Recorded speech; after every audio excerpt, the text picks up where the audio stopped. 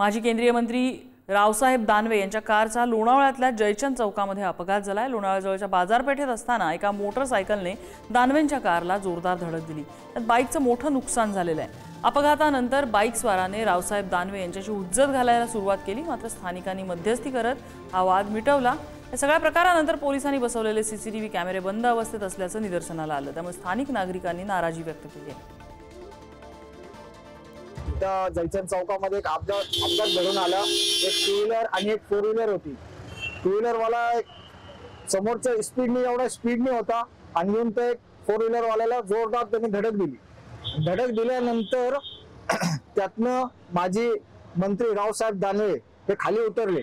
खाली उतरल्यानंतर आमच्या लक्षात आलं, असं लक्षात आलं की हे मंत्री साहेब आहेत। मग त्यांना आम्ही तात्काळ मी माझ्या रिक्षात बसून त्यांना चंद्रलोक हॉटेलला सुखरूपपणे पोच केलं। तिथं मी रावसाहेब दानवे आले होते, त्यांच्या गाडीला पाठीमागून येऊन टू व्हीलर वाला धडक मारतोय आणि पुन्हा त्यांच्या समोरच त्यांच्या मित्रांना जमा करून तो त्यांच्याशी भांडायचा प्रयत्न करतोय। आम्ही जेव्हा जाऊन सांगतोय की अरे ते रावसाहेब दानवे मंत्री आहेत, तेव्हा ते कुठे गप्प बसतात। ते त्याच्यामध्ये चूक कोणाची होती त्या प्रकरणामध्ये? टू व्हीलर वाला पाठीमागून, आता त्यांची गाडी टर्न मारते, हा सर्कल आहे, इंडिकेटर दाखवलं असताना टर्न मारतीये, त्याला धडक मारतोय पाठीमागून तो आणि परत उजर घालायला तोच।